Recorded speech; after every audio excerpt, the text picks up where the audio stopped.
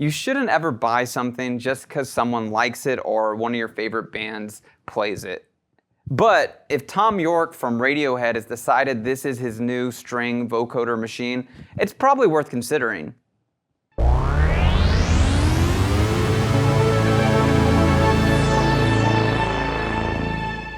Hi, I'm Zach Marr from Alamo Music here in San Antonio, Texas. You can find us online at alamomusic.com. If you haven't already, hit the subscribe button, turn on your notifications. This is our Alamo Sound Lab channel, where we talk about all things music tech related.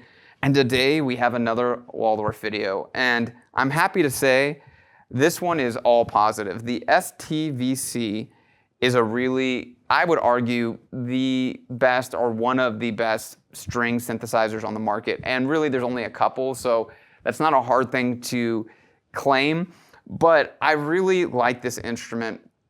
It is just well built, and it has the thing that I love the most about it is that it's simple. And I think simplicity is way underrated.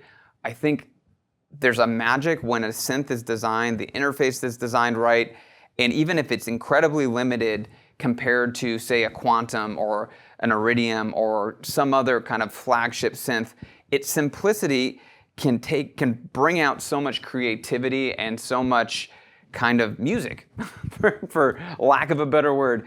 And I really think the STVC does that. And so we were talking about what this stands for, the STVC, and he threw out the idea that it's stereo vocoder.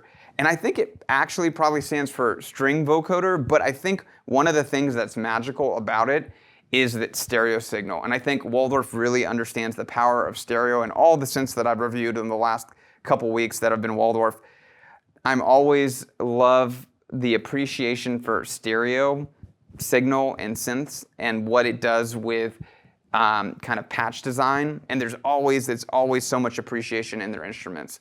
So there are a lot of good videos out on the synth already, and Tim Shoebridge just did a great one talking about this freeze function in the vocoder and the mod matrix and some of the interesting things that you can do that have not been covered in other videos. So I'm not really going to do a deep dive or even a spec overview on this. I just wanted to talk about kind of how this fits in, what the palette of sounds is, and who it might be right for. So what I really like about this, it's based definitely in the spirit of string synthesizers from the 70s, where you had some really lush ensemble effects combined with like some cheesy organs and some string, paraphonic strings. And a lot of those were kind of Roland's, and often a vocoder as well. So like the VP330 from Roland, which I think Behringer released the VC340. That was a clone of that. But there's also the Selena string instrument. There's other variations of this type of instrument. Yamaha made a few, the SK series, 30, 20, 10, and we've covered some of those in this channel. But it really has this certain, if you listen to it, it's got a very certain sound. It's got that vocoder sound, which I'm not a huge fan of personally. I think it's cool, but not that cool. I've always liked the lush ensemble and string effects. And the organs, again, I'm not a huge fan of the cheesy kind of organ sounds in these machines typically. But layering them all and the effects, you can get some really pleasurable, full kind of ambient, rich tones. And the STVC delivers on all those fronts. It's got a great phaser and a reverb and an animate that kind of scrolls through the different voices. And I think what's interesting about this and what's nice, it's digital, it's not an analog recreation of this, and I think they really take advantage of the things that work well about digital. And one of those is you can gradually shift between different tones. These are rotary, it's not just this tone, it's a very dynamic kind of movement as you move across the different kind of presets. And so it's got this, there's hundreds of increments in between each sound, and so you can really blend and create some interesting tones. You can also automate the movement through the mod matrix and assigning LFOs to move some of these different knobs just automatically. Complaints about it is that it doesn't have a filter or resonant or cutoff knob, but you can route it to different parts of the instrument. You can route it to the modulation wheel or expression pedal. And so you can get that in other ways. And the mod matrix also adds a element that's really helpful in making kind of richer sounds. So it's just a cool piece, really well designed. The build quality is fantastic. It just feels like a real instrument.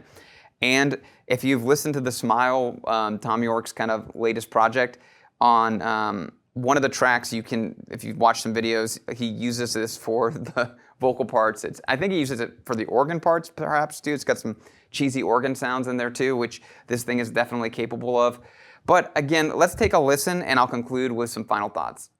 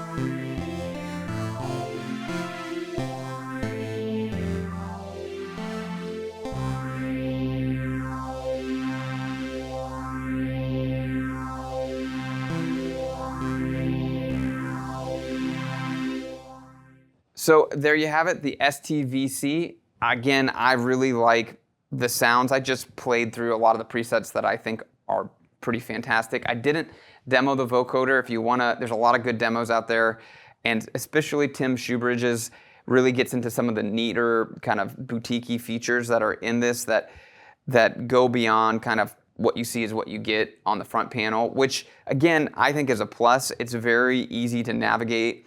It's not too much. It's a very simple palette, but it is a great palette. And if you don't have a good string machine and you're looking for one, this is a really good option. And I would almost say I like it better than Behringer's VC340, which I also really like. I think it's got a real rich sound, but I think it's less dynamic. It's less interesting. There's less movement in the patches because you don't have some of the things that this has the ability to do in terms of just modulating its signal sources and taking advantage of some of the digital technology that you don't get in analog gear, which I love analog gear, but they're both really cool. I've seen people say they're both great tools for the string. If you have a place for kind of 70s sci-fi string ambient music, very specific. But again, I love the way these sound. I love that genre of sound. So would love to hear your thoughts. Please leave a comment below. Thanks for watching, and I hope you make some music today.